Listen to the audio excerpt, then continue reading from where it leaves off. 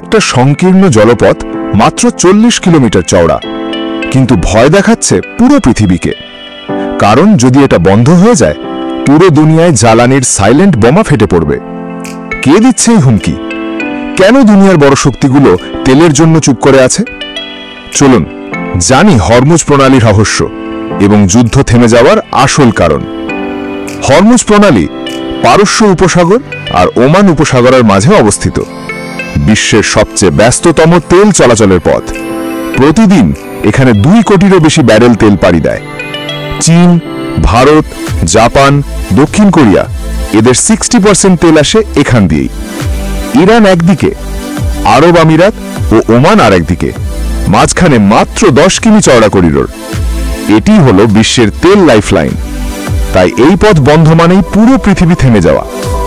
2025 সালের এপ্রিলে ইসরায়েলের হামলায় ইরানের পরমাণু স্থাপনা ক্ষতিগ্রস্ত হয়।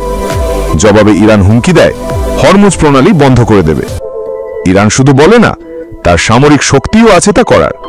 Submarine, fast attack boat, Naval mine. কিন্তু ইরান জানে এটা করলে সবার আগে তার বন্ধুরা যেমন চীন ক্ষতির মুখে পড়বে। আর সেটা কি ইরান নিজেই চায়? হরমুজ প্রণালী বন্ধ হলে তেলের দাম আকাশ ছুবে, মূল্যস্ফীতি ছড়িয়ে পড়বে চারদিকে।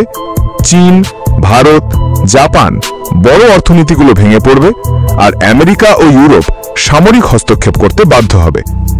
ইতিহাস বলছে 80-র দশকে যুদ্ধের সময়ও যুক্তরাষ্ট্র যুদ্ধজাহাজ দিয়ে জাহাজ পাহারা দিয়েছিল। এবারও তাই হবে, এটাই ভবিষ্যৎবাণী। কিন্তু প্রশ্ন হলো, আর কতদিন এমন উত্তেজনা চলবে? হরমুজ প্রণালী একটা সংকীর্ণ পথ, কিন্তু এর কাঁধে টিকে আছে বিশ্বের তেল অর্থনীতি।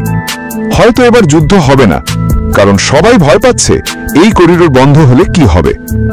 তেলের লড়াইয়ের পিছনের এই সত্য জানতে বেল সাবস্ক্রাইব করুন আর শেয়ার করে সবাইকে জানিয়ে দিন হরমুজ প্রণালী এখন বিশ্বের সবচেয়ে বিপজ্জনক জ্বালানি অস্ত্র।